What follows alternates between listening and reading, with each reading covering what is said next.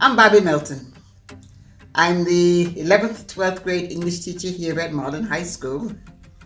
I'm about to retire, having been in the field for 59 and a half years. And I think that it's about time. I always used to say, I will know when it's time. Monday is my best day. And when I wake up on a Monday morning, I am eager to come to start the week. So my idea of getting ready and knowing that it's time for me to go is when I wake up on a Monday morning and I'm already looking forward to Friday. Not only that, but I think I've labored long, I've labored hard, I've given, I've learned, and it's about time for me to move on and give somebody else a chance to instill in these young minds, these today minds. The kids of today are no longer as they were of yesterday, and perhaps they need something new. In any event, I shall be there. I shall come to see them. And of course, I love a classroom, as you can see. I can smell a classroom a mile away. And when you put me in a classroom, I am indeed in my element. It's been fun. I've enjoyed teaching. I've enjoyed the kids. I've seen them come.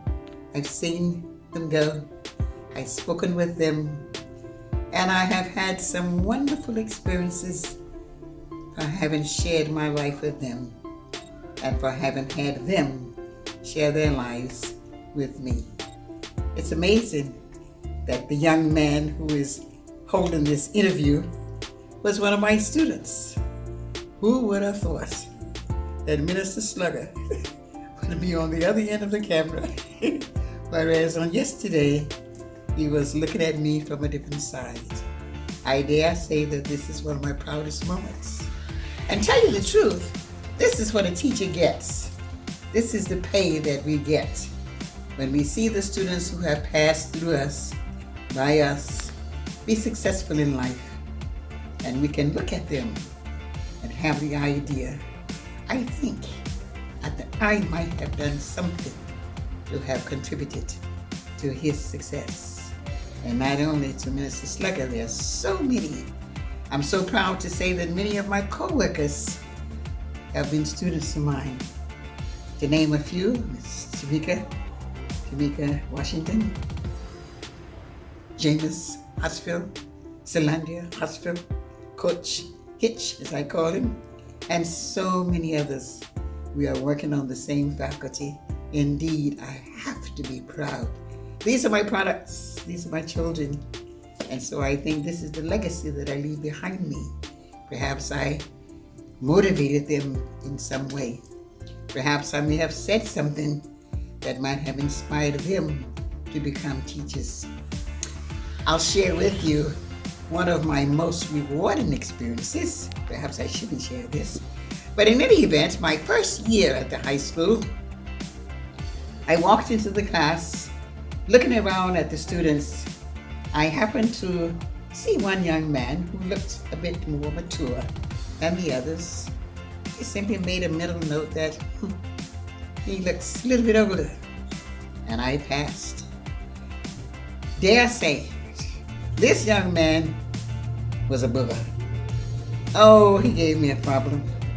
I couldn't understand why. He was the leader of the class. If he felt like working, the class worked. If he was in a bad mood, so was the class. So one day I asked him to stay after the class. Had a little chat with him. And he revealed, of course, that he had dropped out. He had been perhaps the drug scene or the alcohol scene or whatever. And he thought that I knew his history. I shared with him, young brother, I'm just coming out of Africa. I don't know a thing about you.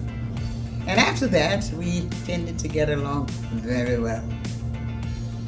About 2 months before the end of the school year, he came to me with his papers.